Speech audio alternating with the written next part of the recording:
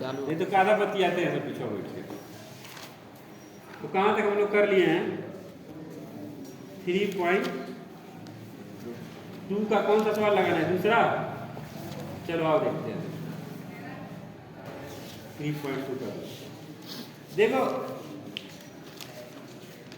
ये चैप्टर 3 जो है बहुत उपयोगी चैप्टर है, ठीक है, क्योंकि इन चैप्टर से चैप्टर 3 और चैप्टर 4 इस चैप्टर से जो है तुम लोग इबारती जो है, इबारती क्वेश्चन नहीं होता है। जैसे मान लो दूसरा है, दूसरा तो क्या ठीक है, अभी तीसरा में सारे इबारती प्रश्न दिए हुए हैं। तो ये सब सारे जो प्रश्न होते हैं इसको समझने की क्षमता विकसित होगी। तो चैप्टर को लिखते हैं 3.2 और क्वेश्चन नंबर 2।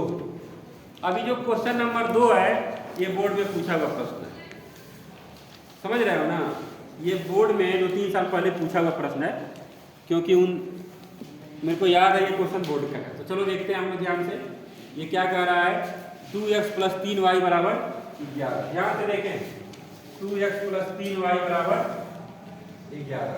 और दोनों विधि हम बता दिए तुम लोग को, प्रतिस्थापन और विलोपन दोनों बताए हैं ना? Yes sir. तो जब ये सवाल आया था तो वहाँ कोई शर्त नहीं रखा गया था, किसी विधि से तुम लगा सकते हो। पहला समीकरण लग गया। और दूसरा क्या है? 2x - 4y। देखें, 2x - 4y बराबर क्या दे रखा है? क्या दिया हुआ है? -24। देख रहे हो तुम लोग किताब में क्वेश्चन? किताब देखो भाई साहब।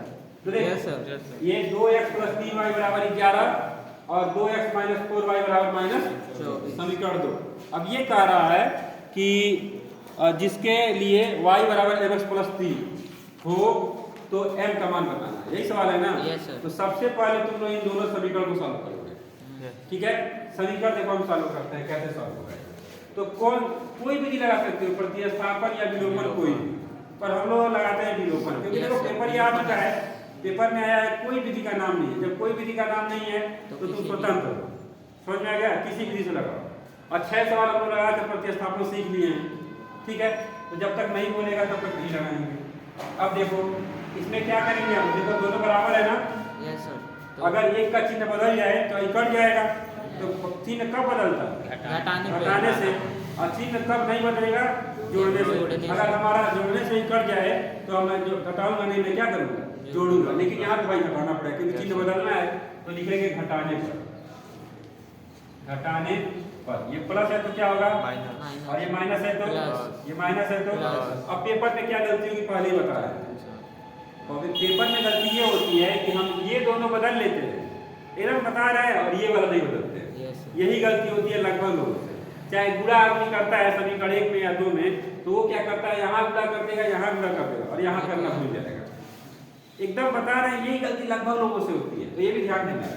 ये 2x से 2x कट जाएगा और 4 3 7 बराबर। देखो जोड़ो कितना हो जाएगा? 35 हो गया। 7 × 5 y = 5। अब किससे हम लोग y का मान कहीं रख लो?